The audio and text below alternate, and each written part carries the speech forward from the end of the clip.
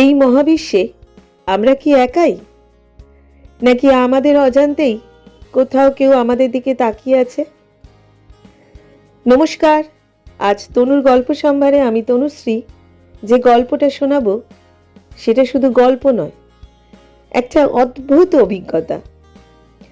লেখক সত্যজিৎ রায়ের বিখ্যাত ছোট গল্প বঙ্কুবাবুর বন্ধু। গল্পটা শোনার অনুরোধ রইল। যদি ভালো লাগে লাইক করে দিও এবং তোমাদের পরিচিত ও পরিজনদের সাথে শেয়ার করতে ভুলো না। তাহলে শুরু করছি আমার আজকের নিবেদন, সত্যজিৎ রায়ের বঙ্কুবাবুর বন্ধু।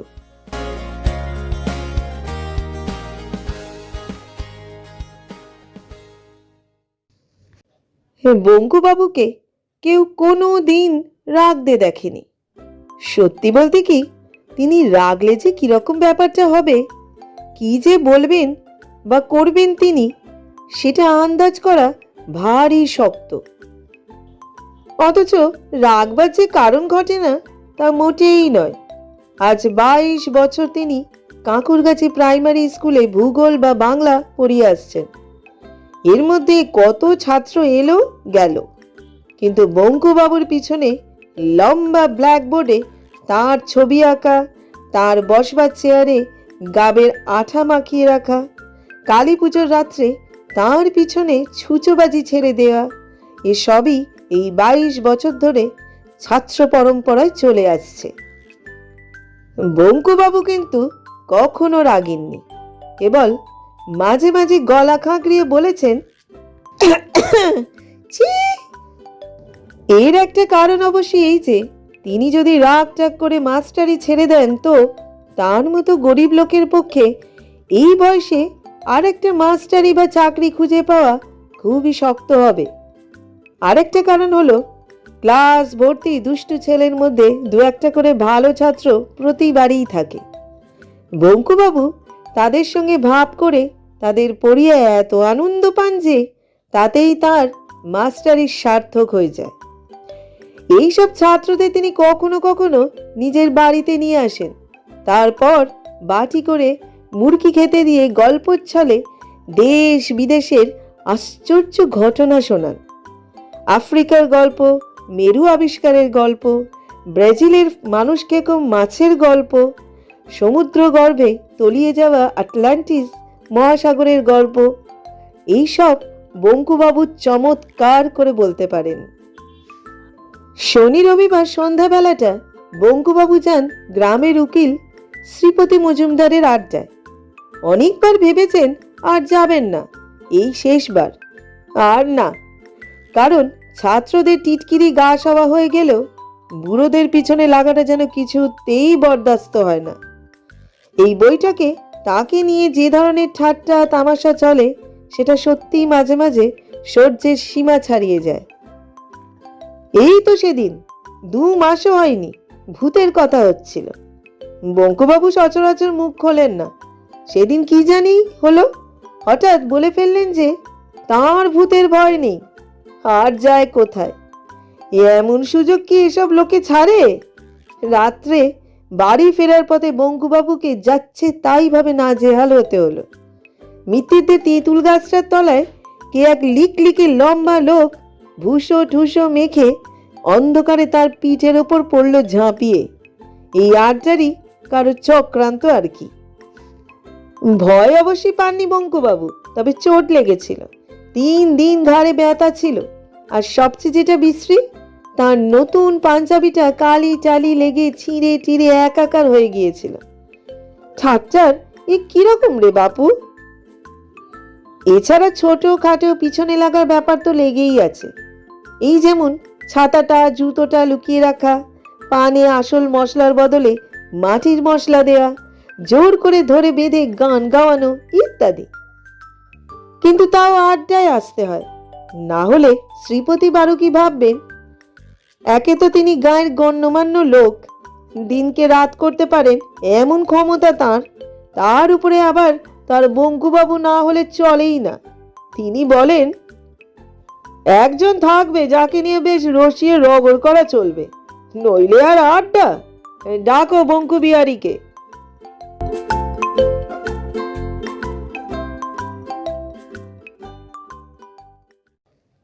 আজকের আড্ডার সুর ছিল উচ্চ গ্রামের, অর্থাৎ স্যাটেলাইট নিয়ে কথা হচ্ছিল। আজ এই সন্ধ্যার সূর্য ডোবার কিছুক্ষণ পরেই উত্তর দিকের আকাশে একটি চলন্ত আলো দেখা গেছে। মাস তিনেক আগেও একবার ওই রকম আলো দেখা গিয়েছিল এবং তাই নিয়ে আড্ডায় বিস্তর গবেষণা চলেছিল। পরে জানা যায় ওটা একটা রাশিয়ান স্যাটেলাইট। খটকা না ফোঁসকা এই গোছের কি একটা নাম। সেটা নাকি 400 মাইল ওপর দিয়ে বনবন করে পৃথিবীর চারিদিকে ঘুরছে এবং তার থেকে নাকি বৈজ্ঞানিকরা অনেক নতুন নতুন তথ্য জানতে পারছেন। আজকের আলোটা বঙ্কুবাবু প্রথম দেখেছিলেন। তারপর তিনি সেটা নিধু মোক্তারকে ডেকে দেখান। কিন্তু হায়, এসে বঙ্কুবাবু দেখলেন যে নিধুবাবু অম্লান বদনে প্রথম দেখার ক্রেডিটটা নিজেই নিয়েছেন এবং সেই নিয়ে খুব বড়াই করছেন। বঙ্কুবাবু কিচ্ছু বললেন না। স্যাটেলাইট সম্বন্ধে এখানে কেউই বিশেষ কিছু জানেন না, তবে এসব কথা বলতে তো আর টিকিট লাগে না, বা বললে পুলিশেও ধরে না, তাই সবাই ফোড়ন দিচ্ছেন। চণ্ডীবাবু বললেন, যাই বলো বাপু, এসব স্যাটেলাইট নিয়ে খামোখা মাথা ঘামানো আমাদের শোভা পায় না। আমাদের কাছে ও যা সাপের মাথার মণিও তাই। কোথায় আকাশে কোন কোণে আলোর ফুটকি দেখছো তাই নিয়ে খবরের কাগজে লিখছো, আর তাই পরে তুমি বৈঠকখানায় বসে পান চিবোতে বাবা দিচ্ছ। জানো, তোমারই কীর্তি, তোমারই গৌরব, হাততালিটা যেন তোমারই পাওনা। রামকানাইয়ের বয়সটা কম। সে বলল, আমার না হয় হোক, মানুষের তো সবার উপরে মানুষ সত্য। চণ্ডীবাবু বললেন, রাখো রাখো, যত সব। মানুষ না তো কি বানরে বানাবে স্যাটেলাইট? মানুষ ছাড়া আর আছে কি? নিধু মোক্তার বললেন, আচ্ছা বেশ, স্যাটেলাইটের কথা ছেড়েই দিলাম, তাতে না হয় লোক টোক নেই, কেবল একটা যন্ত্র পাক খাচ্ছে। তা সে তো লাট্টুও পাক খায়, সুইচ টিপলে পাকাও করে। যাকগে, কিন্তু রকেটের ব্যাপারটা তো নেহাত ফেলনা নয় ভায়া। চণ্ডীবাবু নাক সিটকে বললেন, রকেট দিয়ে কোন জলটা খাবে শুনি? রকেট তাও বুঝতাম যদি হ্যাঁ এই আমাদের দেশেই তৈরি হলো। গড়ের মাঠ থেকে ছাড়লে সেটা চাঁদে টাঁদে তাক করে, আমরা গিয়ে টিকিট কিনে দেখে এলো, তাও একটা মানে হয়। রামকানাই বলল, ঠিক বলেছেন, আমাদের কাছে রকেটও যা, ঘোড়া ডিমও তাই। ভৈরব চক্রবর্তী বললেন, ধরো যদি অন্য গ্রহ ট্রহ থেকে কিছু একটা পৃথিবীতে এলেই বা কি, তুমি আমি তো আর সেটাকে দেখতে পাবো না। তা বটে। আড্ডার সবাই চায়ের পেয়ালায় মুখ দিলেন। এরপর তো আর কথা চলে না। এই অবসরে বঙ্কুবাবু খুব করে একটু কেশে নিয়ে মৃদুস্বরে বললেন, ধরুন যদি এইখানেই আসে। নিধুবাবু অবাক হবার ভান করে বললেন, বাকা আবার কি বলছে? হ্যাঁ, কে আসবে এখানে? কোত্থেকে আসবে? বঙ্কুবাবু আবার মৃদুস্বরে বললেন, অন্য গ্রহ থেকে কোনো লোক টোক। ভৈরব চক্রবর্তী তার অভ্যাস মতো বঙ্কুবাবুর পিঠে একটা অভদ্র চাপড় মেরে দাঁত বার করে বললেন, বাহ বঙ্কু বিহারী বাহ, অন্য গ্রহ থেকে লোক আসবে এইখানে, এই গণ্ডগ্রামে? লন্ডন নয়, মস্কো নয়, নিউ ইয়র্ক নয়, তাও কলকাতাও নয়, একেবারে এই কাঁকুড়গাছি। তোমার তো শখ কম নয়। বঙ্কুবাবু চুপ করে গেলেন, কিন্তু তার মন বলতে লাগলো, সেটা আর এমন অসম্ভব কি? বাইরে থেকে যারা আসবে তাদের তো পৃথিবীতে আসা নিয়ে কথা। ও অত যদি হিসেব করে নাই আসে, কাঁকুড়গাছিতে না আসা যেমন অসম্ভব, আসাও তো ঠিক তেমনই সম্ভব। শ্রীপতিবাবু এতক্ষণ কিছু বলেননি। এবার তিনি নড়ে চড়ে বসতেই সকলে তার মুখের দিকে চাইল। তিনি চায়ের পেয়ালাটা নামিয়ে রেখে বিজ্ঞের মতো ভারী গলায় বললেন, দেখো, বাইরের গ্রহ থেকে যদি লোক আসেই, তবে এটা জেনে রেখো যে তারা এই পোড়া দেশে আসবে না। তাদের তো খেয়ে দে কাজ নেই, আর অত বোকা তারা নয়। আমার বিশ্বাস তারা সাহেব, এবং এসে নামবে ওই সাহেবদেরই দেশে পশ্চিমে, বুঝেছ? এই কথায় এক বঙ্কুবাবু ছাড়া সকলেই এক বাক্যে সায় দিলেন। চণ্ডীবাবু নিধু মুক্তারের কোমরে খোঁচা মেরে ইশারায় বঙ্কুবাবুকে দেখিয়ে নেকা নেকা গলায় বললেন, আমার কিন্তু বাবা মনে হয় যে বঙ্কু ঠিকই বলেছেন। বঙ্কু বিহারীর মতো লোক যেখানে আছে সেখানে আসাই তো তাদের পক্ষে স্বাভাবিক। কি বলো নিধু? ধরো যদি একটা স্পেসিমেন নিয়ে যেতে হয়, তাহলে বন্ধুর মতো দ্বিতীয় মানুষ কোথায় পাচ্ছ শুনি? নিধু মুক্তার সায় দিয়ে বললেন, ঠিক ঠিক, বুদ্ধি বলো, চেহারা বলো, যাই বলো, বেঁকা একেবারে আইডিয়াল। রামকানাই বলল, একেবারে জাদুঘরে রাখবার মতো, কিংবা চিড়িয়াখানায়। বঙ্কুবাবু মনে মনে বললেন, স্পেসিমেনই যদি বলতে হয় তো এরাই বা কম কি? ওই তো শ্রীপতিবাবু উটের মতো থুতনি, আর ওই ভৈরব চক্রবর্তীর কচ্ছপের মতো চোখ, ওই নিধু মুক্তার ছুঁচো, রামকানাই ছাগল, চণ্ডীবাবু চামচিকি। চিড়িয়াখানায় যদি রাখতে হয় তো। বঙ্কুবাবুর চোখে জল এলো। তিনি উঠে পড়লেন।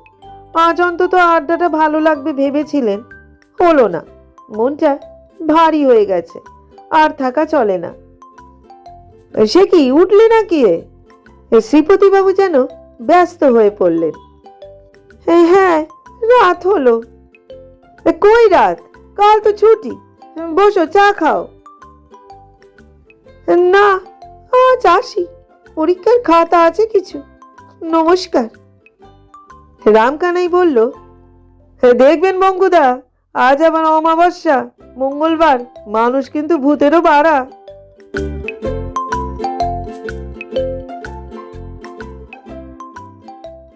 বঙ্কুবাবু আলোটা দেখতে পেলেন পঞ্চাঘোষের বাঁশবাগানের মাঝ বরাবর এসে।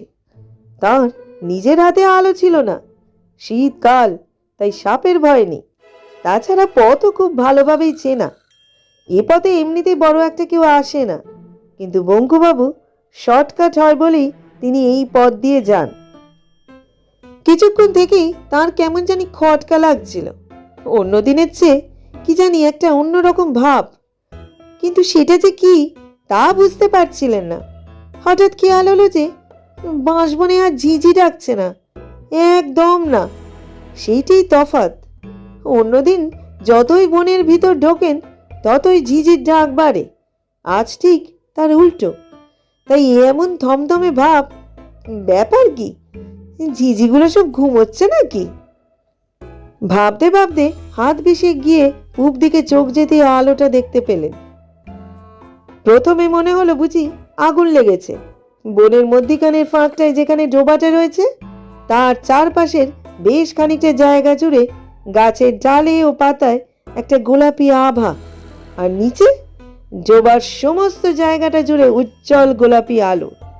কিন্তু আগুন নয়, কারণ আলোটা স্থির। বঙ্কুবাবু এগোতে লাগলেন। কানের মধ্যে একটা শব্দ আসছে, কিন্তু সেটা যেন ধরাছোঁয়ার বাইরে। হঠাৎ কানে তালা লাগলে যেমন শব্দ হয়, এ যেন ঠিক সেই রকম। বঙ্কুবাবুর গা একটু ছমছম করে থাকলেও একটা অদম্য কৌতূহল বসে তিনি এগিয়ে চললেন। ডোবার থেকে 30 হাত দূরে বড় বাঁশঝাড়টা পেরোতেই তিনি জিনিসটাকে দেখতে পেলেন। একটা অতিকায় উপর করা কাঁচের বাটির মতো জিনিস সমস্ত ডোবাটাকে আচ্ছাদন করে পড়ে আছে, এবং তার প্রায় স্বচ্ছ ছাউনির ভিতর থেকে একটা তীব্র অথচ স্নিগ্ধ গোলাপি আলো বিচ্ছুরিত হয়ে চতুর্দিকের বনকে আলো করে দিয়েছে। এমন অদ্ভুত দৃশ্য বঙ্কুবাবু স্বপ্নেও কখনো দেখেননি। অবাক বিস্ময়ে কিছুক্ষণ চেয়ে থাকার পর বঙ্কুবাবু লক্ষ্য করলেন যে জিনিসটা স্থির হলেও যেন নির্জীব নয়। অল্প অল্প স্পন্দনের আভাস পাওয়া যাচ্ছে। নিঃশ্বাস প্রশ্বাসে মানুষের বুক যেমন ওঠে নামে, কাঁচের ঢিবিটা তেমনি উঠছে নামছে। বঙ্কুবাবু ভালো করে দেখবার জন্য আর হাত ছাড়ে এগিয়ে যেতে হঠাৎ যেন তার শরীরে বিদ্যুৎ প্রবাহ খেলে গেল। আর তার পর মুহূর্তেই তিনি অনুভব করলেন যে তার হাত পা যেন কোনো অদৃশ্য বন্ধনে বেঁধে ফেলা হয়েছে। তার শরীরে আর শক্তি নেই। তিনি না পারেন এগোতে, না পারেন পিছোতে। কিছুক্ষণ এইভাবে আড়ষ্ট হয়ে দাঁড়িয়ে থেকে বঙ্কুবাবু দেখলেন যে জিনিসটার স্পন্দন আস্তে আস্তে থেমে গেল, আর সঙ্গে সঙ্গে মিলিয়ে গেল সেই অদ্ভুত কানে তালা লাগার শব্দটা। তারপর হঠাৎ রাতের নিস্তব্ধতা ভেদ করে কতকটা মানুষের মতো কিন্তু অত্যন্ত মিহি গলায় চিৎকার হলো, মিলি পিপিং ক্রুক, মিলি পিপিং ক্রুক। বঙ্কুবাবু চমকে গিয়ে এ আবার কি ভাষা রে বাবা, আর যে বলছে সেই বা কোথায়? দ্বিতীয় চিৎকার শুনে বঙ্কুবাবুর বুকটা ধড়াস করে উঠল।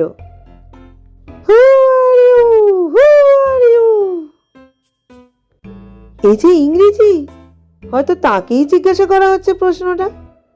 বঙ্কুবাবু ঢোক গিলে বলে উঠলেন, বঙ্কু বিহারী দত্ত স্যার, বঙ্কু বিহারী দত্ত। প্রশ্ন এলো, are you English, are you English? বঙ্কুবাবু চেঁচিয়ে বললেন, no sir, Bengali Kayastha sir. একটুক্ষণ চুপচাপের পর পরিষ্কার উচ্চারণে কথা এলো, নমস্কার। বঙ্কুবাবু হাঁপ ছেড়ে বললেন, নমস্কার। বলার সঙ্গে সঙ্গে লক্ষ্য করলেন যে তার হাত পায়ে অদৃশ্য বাঁধনগুলো যেন আপনা থেকে আলগা হয়ে গেল।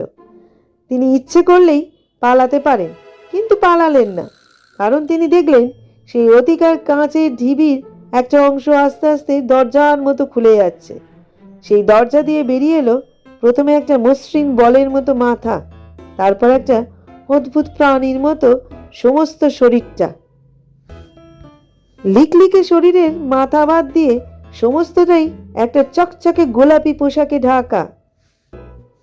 মুখের মধ্যে কান ও নাকের জায়গায় দুটো করে এবং ঠোঁটের জায়গায় একটা ফুটো। লোম বা চুলের লেশ মাত্র নেই। হলদে গোলগাল চোখ দুটো এমনই উজ্জ্বল যে দেখলে মনে হয় আলো জ্বলছে। লোকটা আস্তে আস্তে বঙ্কুবাবুর দিকে এগিয়ে এসে তার 3 হাত দূরে থেকে তাকে এক দৃষ্টে দেখতে লাগলো। বঙ্কুবাবুর হাত দুটো আপনা থেকেই জোর হয়ে এলো। প্রায় 1 মিনিট দেখার পর লোকটা সেই রকম বাঁশির মতো মিহি গলায় বলল, তুমি মানুষ? বঙ্কুবাবু বললেন, হুম। লোকটা বলল, এটা পৃথিবী? ঠিক ধরেছে, যন্ত্রপাতিগুলো গোলমাল করছে। যাবার কথা ছিল প্লুটোয়, একটা সন্দেহ ছিল মনে, তাই তোমাকে প্রথমে প্লুটোর ভাষায় প্রশ্ন করলাম। যখন দেখলাম তুমি উত্তর দিলে না, তখন বুঝতে পারলাম যে পৃথিবীতে এসে পড়েছি। পণ্ডশ্রম হলো। ছি ছি ছি, এত দূরে এসে অনেকবার এরকম হয়েছিল। বুঝতে বৃহস্পতি গিয়ে পড়েছিলাম, একদিনের তফাৎ আর কি। বঙ্কুবাবু কি বলবেন বুঝতে পারলেন না। তাছাড়া ওর এমনিতেই অস্বস্তি লাগছিল, কারণ লোকটা সরু সরু আঙুল দিয়ে ওর হাত পা টিপে টিপে দেখতে আরম্ভ করেছে। টেপা শেষ করে লোকটা বলল, আমি ক্রেনিয়াস গ্রহের মানুষের চেয়ে অনেক উচ্চ স্তরের প্রাণী। এই লিকলিকে 4 ফুট লোকটা মানুষের চেয়ে উচ্চ স্তরের প্রাণী বললেই হলো। বঙ্কুবাবুর হাসি পেল। লোকটা কিন্তু আশ্চর্যভাবে বঙ্কুবাবুর মনের কথা বুঝে ফেলল। সে বলল, অবিশ্বাস করার কিছু নেই, প্রমাণ আছে। তুমি কটা ভাষা জানো? বঙ্কুবাবু মাথা চুলকিয়ে বললেন, বাংলা, ইংরেজি আর মানে হিন্দিটা। মানে 2.5টে? হ্যাঁ, আমি জানি 14,000। তোমাদের সৌরজগতে এমন ভাষা নেই যা আমি জানি না। তাছাড়া আরও 31টি বাইরের গ্রহের ভাষা আমার জানা আছে। এর 25টি গ্রহে আমি নিজে গিয়েছি। তোমার বয়স কত? 50। আমার 833। তুমি জানোয়ার খাও? বঙ্কুবাবু এই সেদিন কালী পুজোয় পাঁঠার মাংস খেয়েছেন। না বলেন কি করে? অ্যাং বলল, আমরা খাই না, বেশ কয়েকশো বছর হলো ছেড়ে দিয়েছি। আগে খেতাম, হয়তো তোমাকেও খেতাম। বঙ্কুবাবু ঠোক গিললেন। এই জিনিসটা দেখছো? অ্যাং একটা নুড়ি পাথরের মতো ছোট জিনিস বঙ্কুবাবুর হাতে দিল। সেটা হাতে ঠেকতেই বঙ্কুবাবুর সর্বাঙ্গে আবার এমন একটা শিহরণ খেলে গেল যে তিনি তৎক্ষণাৎ ভয় পাথরটা ফেরত দিয়ে এলেন। অ্যাং হেসে বলল, এটা আমার হাতে ছিল বলে তুমি তখন এগোতে পারোনি। কেউ পারে না। শত্রুকে জখম না করে অক্ষম করার মতো এমন জিনিস আর নেই। বঙ্কুবাবু এবার সত্যি অবাক হতে শুরু করেছে। অ্যাং বলল, এমন কোনো জায়গা বা দৃশ্য আছে যা তোমার দেখতে ইচ্ছে করে কিন্তু হয়ে ওঠে না? বঙ্কুবাবু ভাবলেন, সারা পৃথিবীটাই তো দেখা বাকি, ভূগোল পড়ান, অথচ বাংলাদেশের গুটিকতক শহর ছাড়া আর কি দেখেছেন তিনি? বাংলাদেশেরই কি দেখেছেন? হিমালয়ের বরফ দেখেননি, দীঘার সমুদ্র দেখেননি, সুন্দরবনের জঙ্গল দেখেননি, এমনকি শিবপুরের বাগানে সেই বট গাছটা পর্যন্ত দেখেননি। মুখে বললেন, অনেক কিছুই তো দেখিনি। ধরুন গরম দেশের মানুষ, তাই নর্থ পোলটা দেখতে খুব ইচ্ছে করে। অ্যাং একটা ছোট কাঁচ লাগানো নল বার করে বঙ্কুবাবুর মুখের সামনে ধরে বলল, এইটাই চোখ লাগাও। চোখ লাগাতেই বঙ্কুবাবুর গায়ে কাঁটা দিয়ে উঠল। এও কি সম্ভব? তার চোখের সামনে ধুধু করছে অন্তহীন বরফের মরুভূমি। তার মাঝে মাঝে মাথা উঁচিয়ে আছে পাহাড়ের মতো একটা বরফের চাই। উপরে গাঢ় নীল আকাশে রামধনুর রঙের রঙিন বিচিত্র নকশা সব ক্ষণে ক্ষণে রূপ পাল্টাচ্ছে। অরোরা বোরিয়ালিস। ওটা কি? ইগলু? ওই পোলার বিয়ারের শাড়ি, ওই পেঙ্গুইনের দল, ওটা কোন বিভৎস জানোয়ার? ভালো করে দেখে বঙ্কু চিনলেন সিন্ধু ঘটক। একটা নয়, দুটো। প্রচন্ড লড়াই চলছে। মূলোর মতো জোড়া দাঁত একটা আর একটায় গায়ে বসিয়ে দিল। শুভ্র বরফের গায়ে লাল রক্তের স্রোত। পৌষ মাসের শীতে বরফের দৃশ্য দেখে বঙ্কুবাবুর ঘাম ঝরতে শুরু করলো। এক বলল, ব্রাজিলে যেতে ইচ্ছে করে না? বঙ্কুবাবুর মনে পড়ে গেল সেই মাংস কেকো পিরানহা মাছ। আশ্চর্য, লোকটা তার মনের কথা টের পায় কি করে? বঙ্কুবাবু আবার চোখ লাগালেন। গভীর জঙ্গল, দুর্ভেদ্য অন্ধকারে লতা পাতার ফাঁক দিয়ে গলে আসা ইতস্তত রোদের ছিটে ফোটা। একপাশে একটা প্রকাণ্ড গাছ, তা থেকে ঝুলছে, ওটা কি? সর্বনাশ! এত বড় সাপ বঙ্কুবাবু জীবনে কখনো কল্পনাও করতে পারেননি। হঠাৎ তার মনে পড়ে গেল কোথায় যেন পড়েছেন ব্রাজিলের অ্যানাকোন্ডা, অজগরের বাবা। কিন্তু মাছ কই? ওই যে একটা খাল, দুপাশে ডাঙায় কুমির রোদ পোয়াচ্ছে, সার সার কুমির। তার একটা নড়ে ওঠে, জলে নামবে। ওই নেমে গেল সরাক। বঙ্কুবাবু যেন শব্দটাও শুনতে পেলেন। কিন্তু এ কি ব্যাপার? কুমিরটা এমন বিদ্যুৎ বেগে জল ছেড়ে উঠে এলো কেন? কিন্তু এ কি সেই একই কুমির? বঙ্কুবাবু বিস্ফারিত চোখে দেখলেন যে কুমিরটার তলার অংশটায় মাংস বলে প্রায় কিছুই নেই, খালি হাড়। আর শরীরের বাকি অংশটা গো গ্রাসে গিলে চলেছে 5টি দাঁতালো রাক্ষসে মাছ, পিরানহা মাছ। বঙ্কুবাবু আর দেখতে পারলেন না। তার হাত পা কাঁপছে, মাথা ভোঁ ভোঁ করছে। হ্যাং বলল, এই এখন বিশ্বাস করো আমরা শ্রেষ্ঠ? বঙ্কুবাবু জিভ দিয়ে ঠোঁট কেটে বললেন, তা তো বটেই, নিশ্চয়ই বিলক্ষণ, 100 বার। অ্যাং বলল, বেশ, তোমায় দেখে এবং তোমার হাত পা টিপে মনে হচ্ছে যে তুমি নিকৃষ্ট প্রাণী হলেও মানুষ হিসেবে খারাপ নও। তবে তোমার দোষ হচ্ছে যে তুমি অতিরিক্ত নিরীহ, তাই তুমি জীবনে উন্নতি করনি। অন্যায়ের প্রতিবাদ না করা বা নীরবে অপমান সহ্য করা, এসব শুধু মানুষ কেন, কোনো প্রাণীরই শোভা পায় না। যাক, তোমার সঙ্গে আলাপ হবার কথা ছিল না, হয়ে ভালোই লাগলো। তবে পৃথিবীতে বেশি সময় নষ্ট করে লাভ নেই, আমি বরং আসি। বঙ্কুবাবু বললেন, আসুন বাবু, আমিও আপনার সঙ্গে আলাপ করে খুব। বঙ্কুবাবুর কথা আর শেষ হলো না। চোখের পলকে কখন যে রকেটে উঠে পড়ল এবং কখন যে সেই রকেট পঞ্চাকোষের বাঁশবন ছেড়ে উপরে উঠে অদৃশ্য হয়ে গেল, তা যেন বঙ্কুবাবু টেরই পেলেন না। হঠাৎ তার খেয়াল হলো যে আবার ঝিঝি ডাকতে শুরু করেছে। রাত হয়ে গেল অনেক। বাড়ির দিকে হাঁটতে শুরু করে বঙ্কুবাবু তার মনে একটা আশ্চর্য ভাব অনুভব করলেন। কত বড় একটা ঘটনা যে তার জীবনে ঘটে গেল, এই কিছুক্ষণ আগেও তিনি সেটা ঠিক উপলব্ধি করতে পারেননি। কোথাকার কোন সৌরজগতের এক গ্রহ, তার নামও হয়তো কেউ শোনেনি, তারই একজন লোক তো নয়, অ্যাং, তার সঙ্গে এসে আলাপ করে গেল। কি আশ্চর্য, কি অদ্ভুত!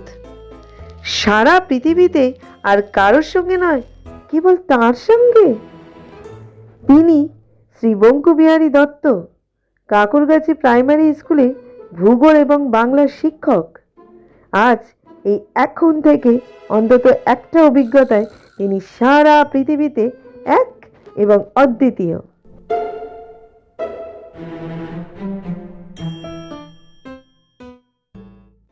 আজ পঞ্চাঘোষ আড্ডায় এসেছেন।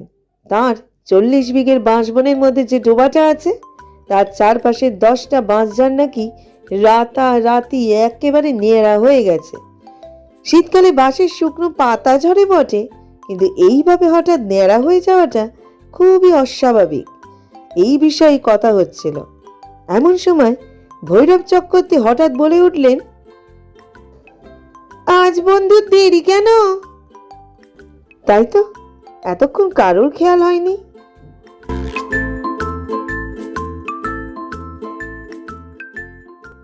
পরদিন রবিবার। শ্রীপতিবাবুর বাড়িতে জোর আড্ডা। কালকের আলোর খবর আজ কাগজে বেরিয়েছে, তবে নেহাতি নগণ্যের পর্যায়ে। বাংলাদেশের মাত্র 2-1টা জায়গা থেকে আলোটা দেখতে পাবার খবর এসেছে, তাই সেটাকে ফ্লাইং সসার বা উড়ন্ত পিরিচের মতো গুজবের মধ্যে ফেলে দেয়া হয়েছে। নিধু মুক্তার বললেন, বেঁকা কি আর সহজে এমুখো হবে? কাল মুখ খুলতে গিয়ে যা দাবরানি খেয়েছে।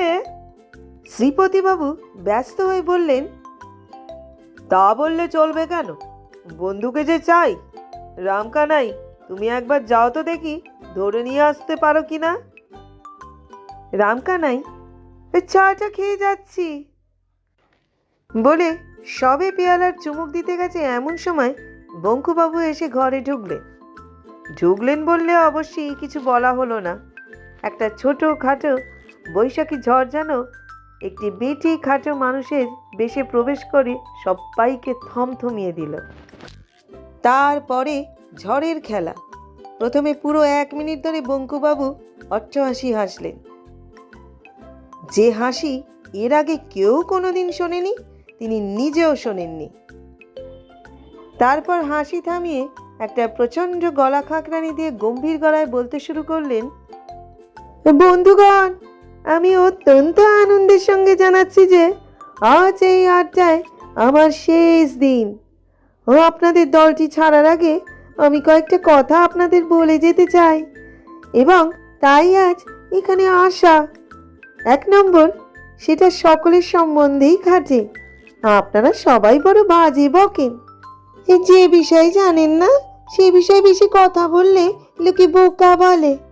2 নম্বর, এটা চণ্ডীবাবুকে বলছি, আপনাদের বয়সে পরের ছাতা জুতো লুকিয়ে রাখা শুধু অন্যায় নয়, ছেলে মানুষই। দয়া করে আমার ছাতাটা ও খয়েরি ক্যাম্বিসের জুতোটা কালকের মধ্যে আমার বাড়িতে পৌঁছে দেবেন।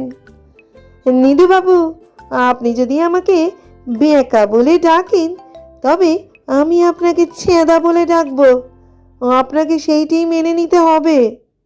আর শ্রীপতিবাবু, আপনি গণ্যমান্য লোক, আপনার মোসাহেবের প্রয়োজন হবে বই কি, কিন্তু জেনে রাখুন যে আজ থেকে আমি আর ও দলে নেই। যদি বলেন তো আমার পোষা হুলোটাকে পাঠিয়ে দিতে পারি, ভালো পা চাটতে পারে। ওহো, পঞ্চাবাবু এসেছেন দেখছি। আপনাকেও খবরটা দিয়ে রাখি, কাল রাত্রে ক্রেনিয়াস গ্রহ থেকে একটি অ্যাং এসে আপনার বাঁশবাগানের ডোবাটির মধ্যে নেমেছিল। আমার সঙ্গে তার আলাপ হয়েছে। এই লোকটি তুরি অ্যাংটি ভারী ভালো। এই বলে বঙ্কুবাবু তার বাঁ হাত দিয়ে ভৈরব চক্রবর্তীর পিঠে একটা চাপড় মেরে বিষম খাইয়ে সদর্পে শ্রীপতিবাবুর ঘর থেকে বেরিয়ে গেলেন। ঠিক সেই মুহূর্তেই রামকানাইয়ের হাত থেকে চা ভর্তি পেয়ালাটা পড়ে গিয়ে সব্বাইয়ের কাপড়ে চোপড়ে গরম চা ছিটিয়ে চুরমার হয়ে গেল।